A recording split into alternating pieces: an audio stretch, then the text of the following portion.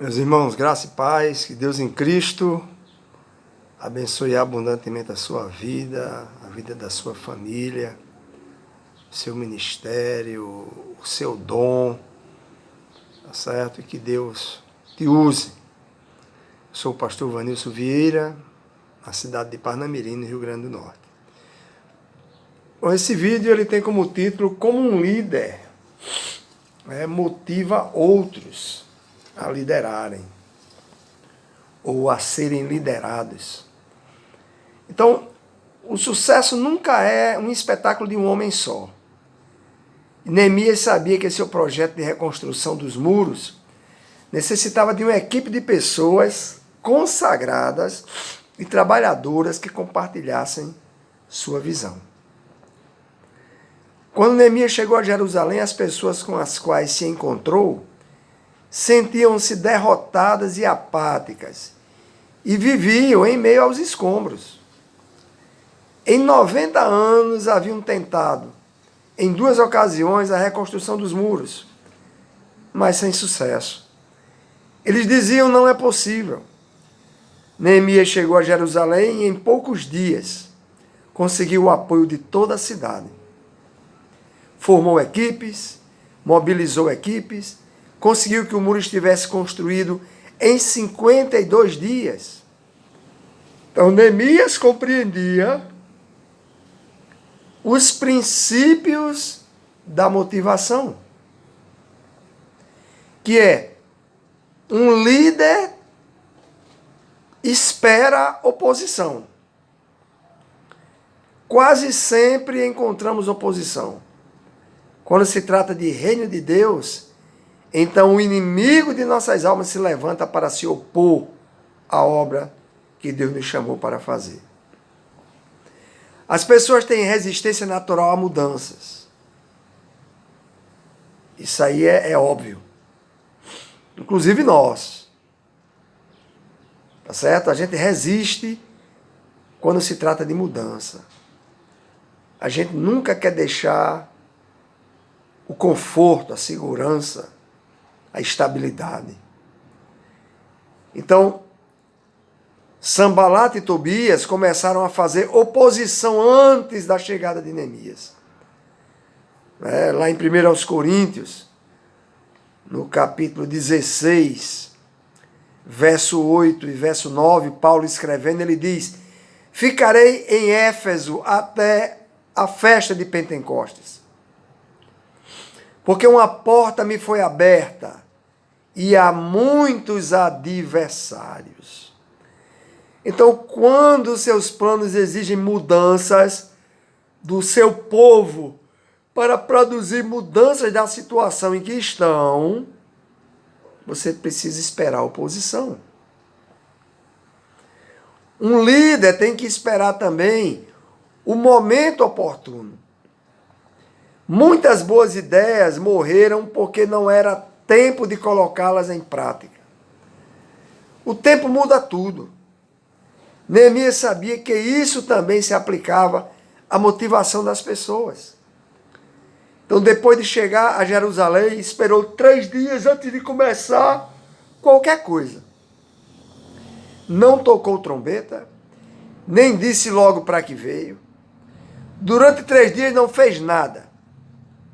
Então, nunca tome uma decisão de importância quando você está cansado. A fadiga prejudica nossos pontos de vista. Neemias fez uma viagem longa. E chegou ali e ficou 3 dias relaxando, observando, tendo ciência da situação.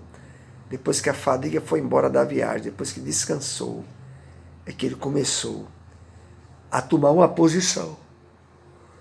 Então, sabemos que Neemias era um homem de oração. É provável que ele estivesse fazendo planos, revendo sua estratégia. E Eclesiastes 3:7 diz assim para nós: há tempo de rasgar, há tempo de costurar, há tempo de calar e há tempo de falar.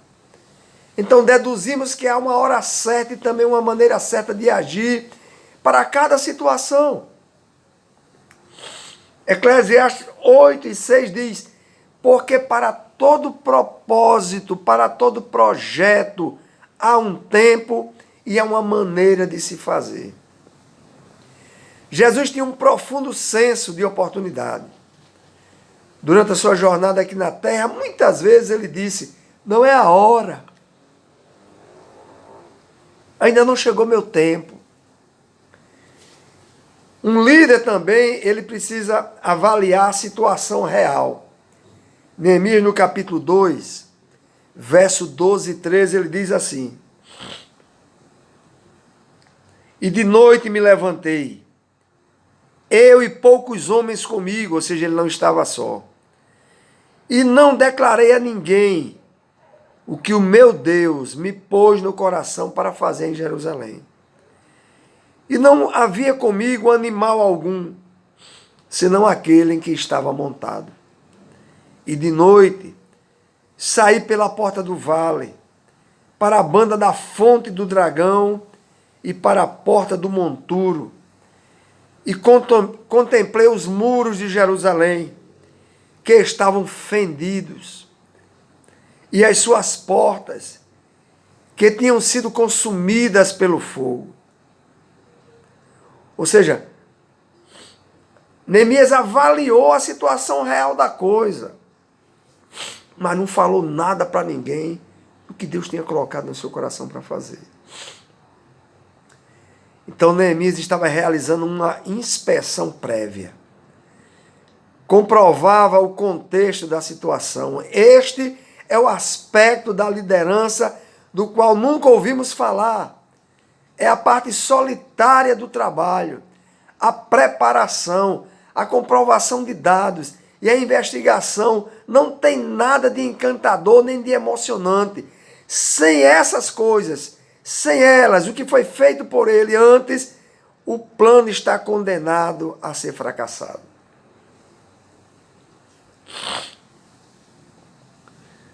Neemias 2:16 diz: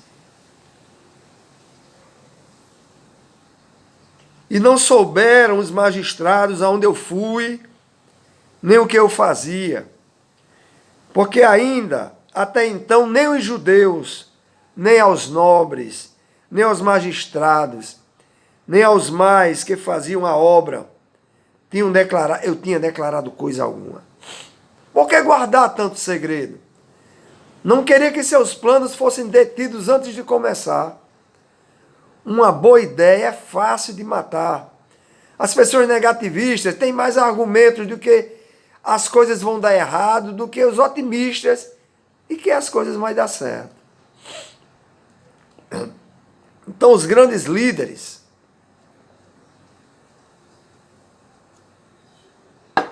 protegem seus planos de uma morte prematura.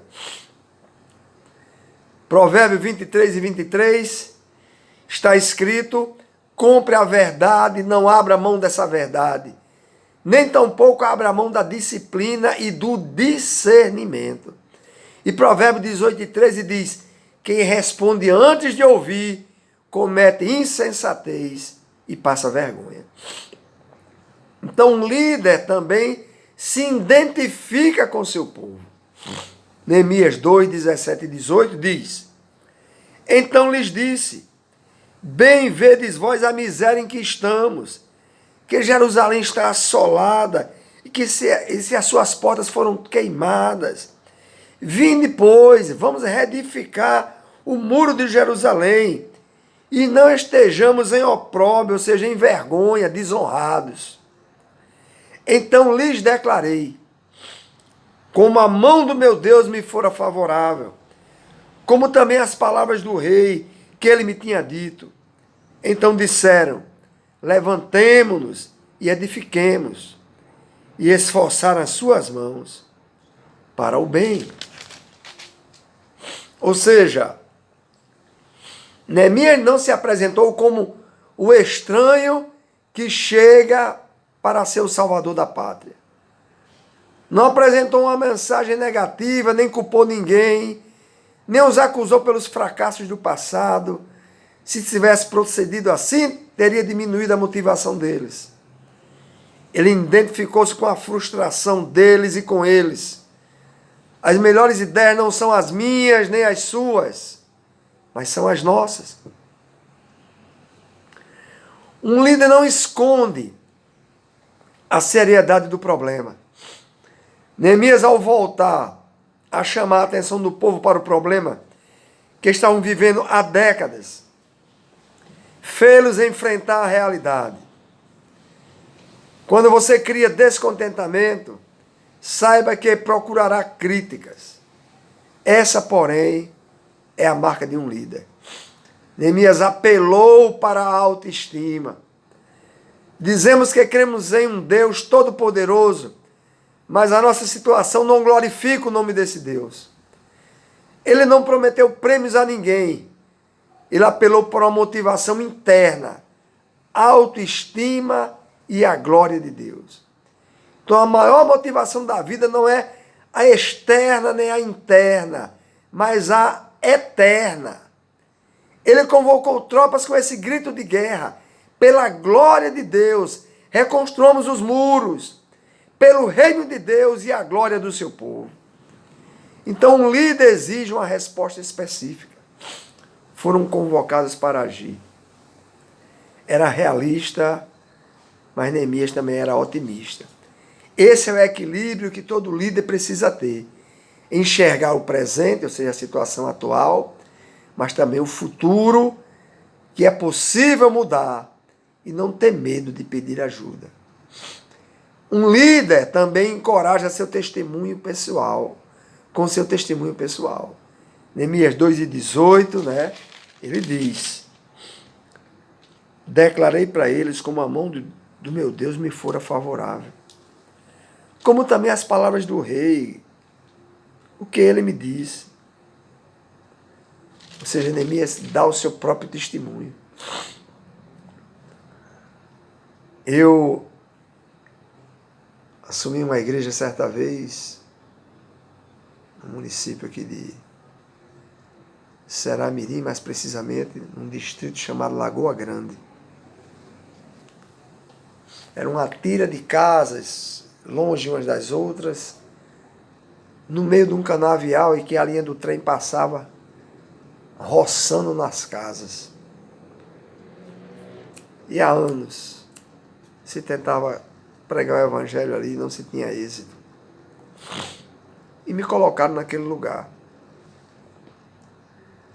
E eu passei um mês com um amigo, andando nas casas, sentava para conversar, tomava um cafezinho, bebia um gole de água, mas sem declarar quem eu era, nem o que eu queria fazer ali. Nem o meu amigo sabia dos meus projetos, sabia apenas de que a gente estava evangelizando, nos preparando para evangelizar. Não disse que era pastor, não disse nada, apenas eu usava gravata, manga comprida. E eles depois me revelaram que eles achavam que eu era um político, candidato a político, assessor de político, coisas assim. E depois de 30 dias eu comecei a me revelar para eles que eu era um pastor. Estávamos nos preparando para fundar ali uma igreja. E convidei eles para o culto. Esses primeiros cultos, 20 dias mais ou menos, de cultos, a gente fazia ao ar livre, no relento, no terreiro de uma casa. Eu puxava uma gambiarrazinha, ajudava a irmã na energia dela, pagava. Tinha um púlpitozinho que era uma banca de bancar jogo, da Para Todos. Serviço de sonzinho, um deck para botar os playback para cantar. E era no gogó. Mas no primeiro culto, a família que emprestou a casa para a gente fazer o primeiro culto, toda a família aceitou Jesus, 9 pessoas. A igreja já estava começando. Mais 2 vizinhas. Tínhamos 11, começando a igreja, no primeiro culto. E depois, eu senti a necessidade, fiz um projeto na minha cabeça de como é que eu ia fazer alguma cobertura ali. Então, dividi isso agora com o meu companheiro, meu amigo que me ajudava. E ele falou, olha, quando a gente vem para cá, eu vi umas torceiras de bambu. A gente pode cortar aquele bambu, estaquear, a gente pega uma lona preta e cobre. Olha a ideia que ele deu e eu comprei a ideia. Eu e ele fomos para o bambuzal, cortamos o bambu, amarramos no diferencial do carro e saí arrastando aquela torceira de bambu. Chegamos lá, cortamos, serramos, amarramos o arame, fizemos a cumieira, jogamos uma lona preta em cima. Começou a igreja. 3 meses depois eu construí ela de tijolo. Construí de tijolo. Mas não declarava isso a ninguém. Fui nos seminários onde eu tinha passado e pedi ajuda aos alunos. Os alunos atenderam prontamente. E quando a igreja estava de alvenaria, na altura das vigas da porta e janela, os moradores que eram contra a igreja derrubaram a igreja. Tudo no chão. Serviço perdido, dinheiro perdido, material perdido. Mas eu reconstruí de novo, coloquei um irmão lá para ficar vigiando. Vigia aí, irmão. A noite toda ele dormia lá. E eles não derrubaram mais, e cobrimos, botamos porta e a igreja ficou formada. Então, quando Neemias explicou como Deus o havia chamado, e depois como as circunstâncias haviam confirmado esse chamado, o povo se entusiasmou. Então, um líder também responde com rapidez, firmeza àqueles que se opõem.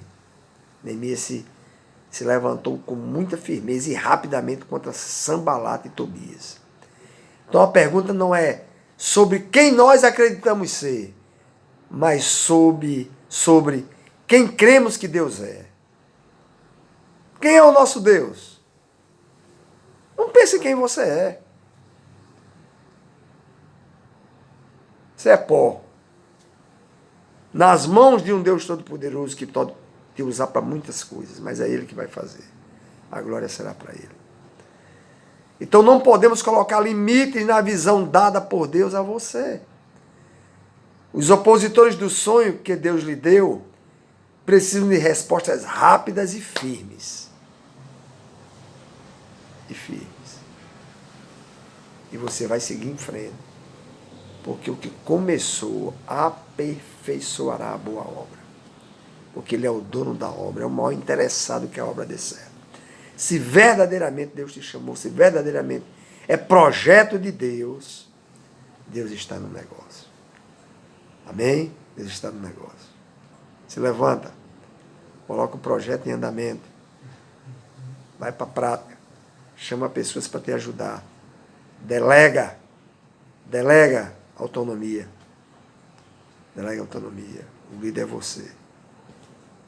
O líder é você, mas o líder delega autonomia e descansa, observa, ajeita o que tem que ajeitar, mas ele delega, ele solta a rédea e deixa que os outros vão fazendo a obra. Que Deus em Cristo te abençoe, em nome de Jesus. Compartilhe esse vídeo para ajudar outras pessoas. Obrigado.